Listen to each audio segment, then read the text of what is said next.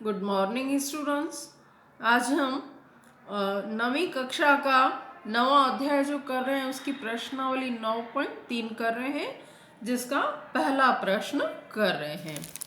प्रश्न पहले पढ़ लेते हैं, फिर उसके बाद में उसको हल करते हैं।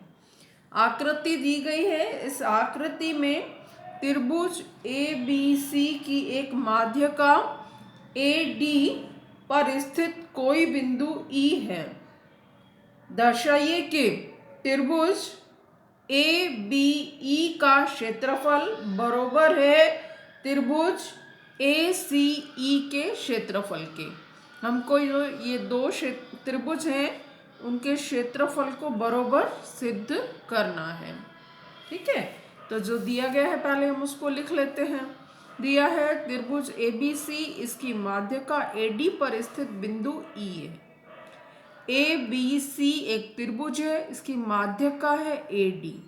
माध्यिका का अर्थ होता है कि एक भुजा, उसका मध्य बिंदु है D, उस मध्य बिंदु को A से मिलाने वाली रेखा जो है वो माध्यिका होती है।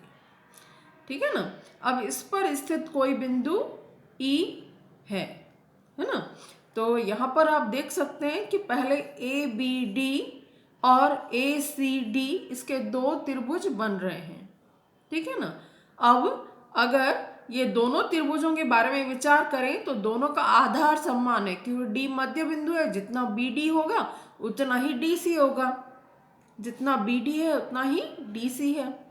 और इसका दोनों का एक ही शीर्ष है। अगर हम यहाँ से लंब गिराएंगे तो दोनों जो है समान होंगे, दोनों के लिए लंब समान होगा, शीर्ष लंब। तो अगर दोनों का क्षेत्रफल निकालेंगे तो ABD और ACD का क्षेत्रफल बराबर आएगा, क्योंकि क्षेत्रफल का सूत्र होता है 1/2 आधार इंटू ऊंचाई, और इसके लिए भी 1/2 आधार इंटू ऊंचाई। ठीक है ना। तो दोनों का त्रिभुजों का क्षेत्रफल बराबर होता है। ऐसा जो क्वेश्चन है वो है उदाहरण नंबर 3।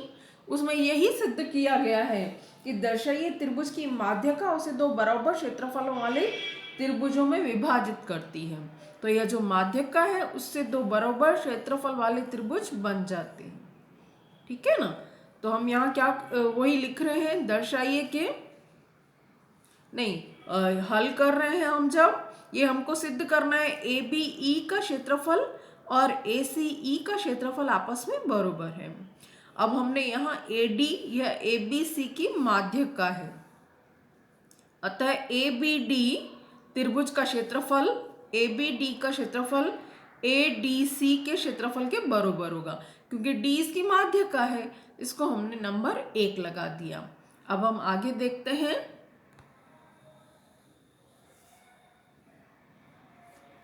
E इस पर कोई बिंदु है, माध्यिका पर कोई बिंदु है। अब हम इन दोनों त्रिभुजों के बारे में विचार कर रहे हैं।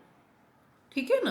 तो त्रिभुज EBD और त्रिभुज EDC, यहाँ पर भी आधार समान है, BD बराबर DC, क्योंकि D मध्य बिंदु है और एक ही शीर्ष है E। यहाँ से अगर हम लंब गिराएंगे तो उस दोनों त्रिभुजों के लिए बराबर होगा।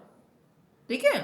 तो यहाँ पर भी अगर इन दोनों का हम क्षेत्रफल निकालेंगे त्रिभुजों का, EBD और ECD का, तो वही होगा 1/2 इंटू आधार इंटू ऊंचाई, 1/2 इंटू आधार इंटू ऊंचाई, है ना। तो ये दोनों का क्षेत्रफल बराबर होगा, क्योंकि त्रिभुज EBC के लिए भी ED माध्यिका ही है। ठीक है ना। तो इस तरह से हमने लिख दिया। इसी तरह से अब बिंदु E माध्यिका AD पर का बिंदु है, तो क्षेत्रफल EBD वो बराबर होगा EDC। ठीक है ना। इन दोनों का क्षेत्रफल बराबर है, इसलिए हमको एक में से जो है वो 2 घटाना है।